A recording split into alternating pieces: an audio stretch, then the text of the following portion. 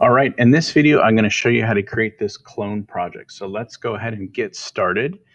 What you're going to want to do is open up the 3 photographs that you have taken, and we're going to start the editing process. So in my mind, I know I'm going to build it all into this one tab. So I'm going to go to this last one here, and the first thing you want to do is go and unlock your layer. So click on that and make sure you are on the Move tool, and you want to grab the image and drag it over to the tab, and then make sure you hold shift and then let go of the mouse. And what that will do is bring the image in the proper place, and you'll have the right everything will be lined up. Your backgrounds between the two will line up. So if I turn the eyeball off here, you can see that the backgrounds, there's no movement, it doesn't jump.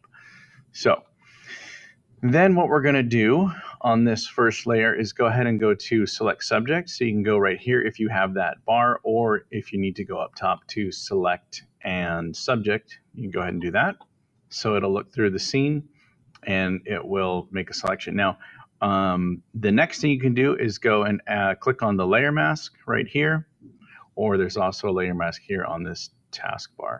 So now let's take a look at that. By just doing the select subject and the layer mask, I can see that there's some things that are missing. You might look at it first and be like, hey, that looks fine.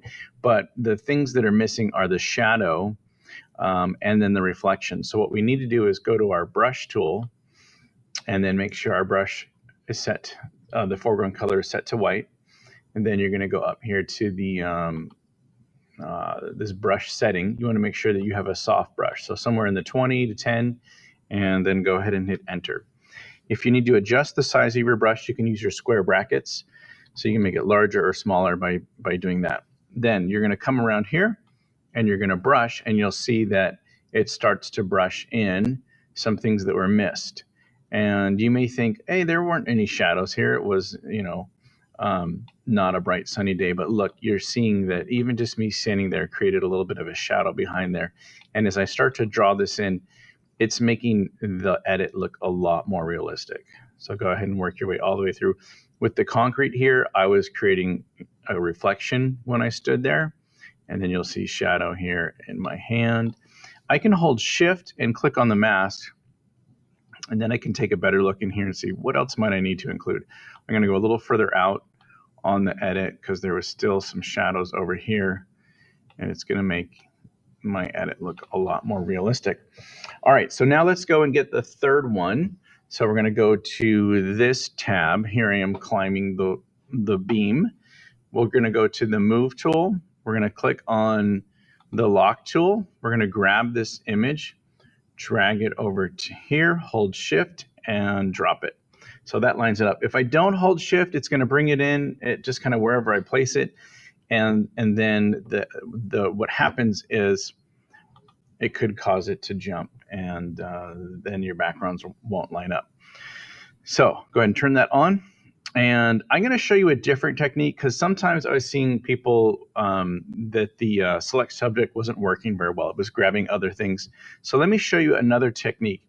If you hold Alt on your keyboard and then you click a layer mask, what it's going to do is it's going to hide the whole layer.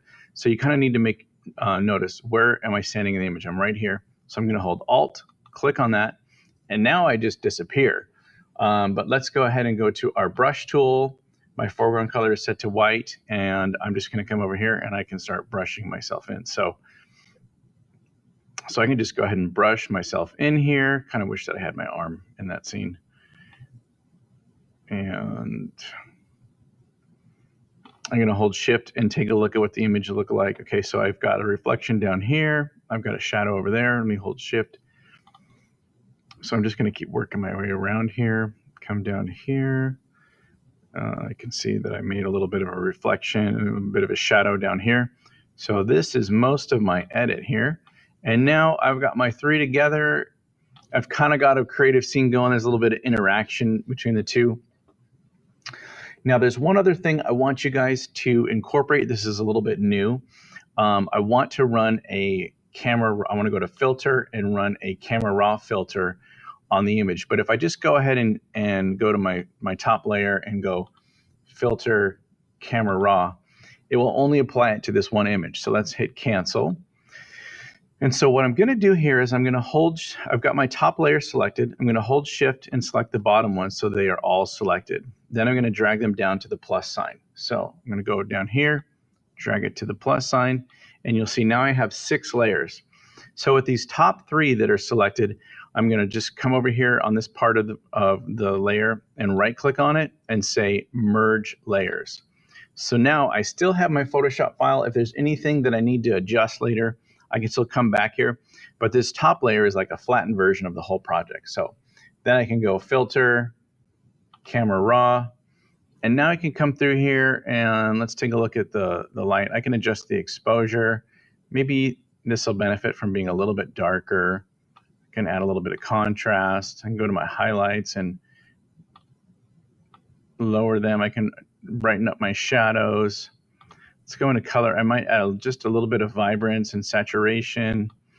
And then on my effects, I like to add just a little bit of vignetting to darken the edges. So let me show you the before and after. It may not seem significant, but you can see there's a darker blue here. And then other images, it can really accentuate the whole thing. So I'm going to go ahead and hit OK. And one last thing that I'm looking at this image as I'm reflecting on the project, I really wish that I would have removed this trash can. But what I can do is I can just go ahead and go to my crop tool, and I'm going to go and select original ratio, and then I can just drag in on the bottom here. I can drag in from the bottom and then in from the top. Now I don't want to like cut off, my head or anything.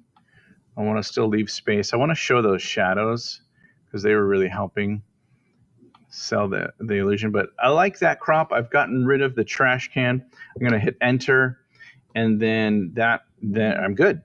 Okay, so at this point, I'm ready to save this. I'm going to turn it in. Let me just review. We're going to go File, Save As, and we'll go to the Creative Cloud, and then this is going to be my clone project, and I'll just save it here in my Creative Cloud. Already exists. Let me just say yes, hit OK. Then now I'm going to make the one that I turn in, so I'm going to go Layer, Flatten Image. So you see it says background, it's got the lock. Then I'm going to go File, Save As, and I'll change this over to the JPEG. And I'm going to save that, and then I'll say yes to replace. Oh, there's an error, but that was just on my end. Okay, so that's how to create this project. Those are the steps that I'm looking for, and I look forward to seeing what you guys come up with. All right.